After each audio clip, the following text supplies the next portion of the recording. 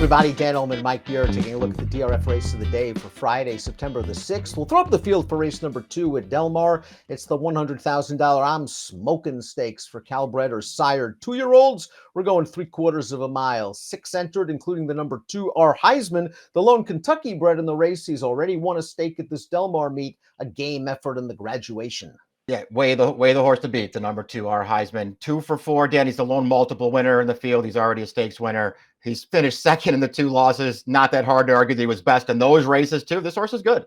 Let's take a look at our time form U.S. pace projector. R Heisman is the most experienced horse in the race. And the number 2, as you can see, also has tactical speed. Now, the 6 Bodacious beat R Heisman in Bodacious's career debut, going 4.5 at Santa Anita. Hasn't run back to that race just yet, but he's pretty quick. He needs to get off to a better start this time, Bodacious. He had trouble at the beginning in the graduation last time, and it seems like it really cost him. But he's fast, and if he gets out of the gate here from the outside draw, he could certainly make the lead. Shea, Brennan, the number 1 in this race, another horse, had trouble at the start last time. Probably a lot faster early than he looks on paper. Style Cat, the 5 exits a gate-to-wire win, likely to sit just off the early lead, perhaps outside and in the clear. We'll start things off with the number 1, Shea, Brennan. Let's watch the career debut. Go back into your free formulator past performances and click on the short comment line, because this first-time starter did not break well, but recovered quickly and was traveling very comfortably in behind the leader in a professional manner. And as you see, gets to the outside, runs him down late.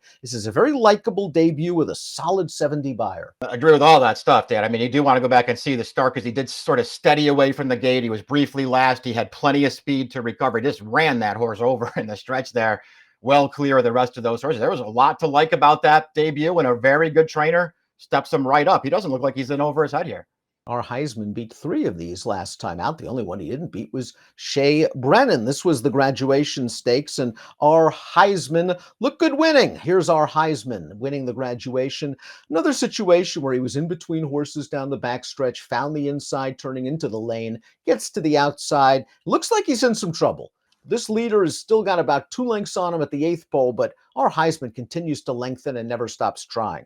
Yeah, I really like that he was able to run this horse. That's a stablemate there who was on the lead in front of him. And that horse kicked on really strongly at the top of the stretch and made himself tough. But R Heisman was just too good and closed him down at the end. We already sort of mentioned that he looked good when he broke his maiden, but the 2 losses in between there, I mean, he had real trouble in both of those races and ran really well. This horse is good. He's way the horse to beat.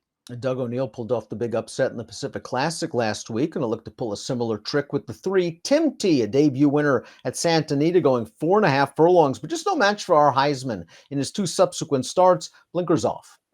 We'll see, how much better he can get that. I mean, it's his 2 stake starts obviously aren't very encouraging. I personally didn't love his debut either. He, was sort of saved by the wire in there at a really short price. To me, he just looks like a horse who really has to move forward. The Gypsy Cowboy is still a maiden after 2 lifetime starts. Just didn't do much, going 5/8 at Del Mar after breaking slowly in a maiden race. They ran him back in the graduation. Similar situation, just fell far behind early, at least past a few tired horses in the stretch. I think he'll get better with experience and more distance. This might be too much too soon. Yeah, I'll agree with that. I mean, I'm not sure why they ran him in the graduation last time. I mean, he was so green in his debut that I was willing to be forgiving for it. They came back in the graduation last time. I mean, you could go watch the replay of that. I mean, he was in a drive from the gate, just trying to keep up with those horses, and he could not do it. He just feels like he's in these races are too tough for him right now, it seems like.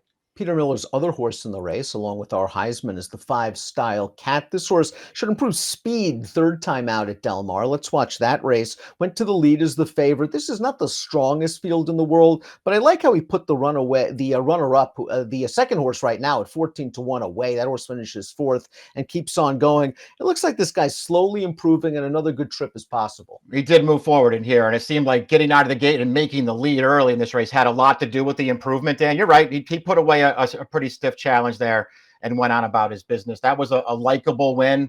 I didn't like his first 2 races enough really to get me interested here, but he certainly moved forward last time.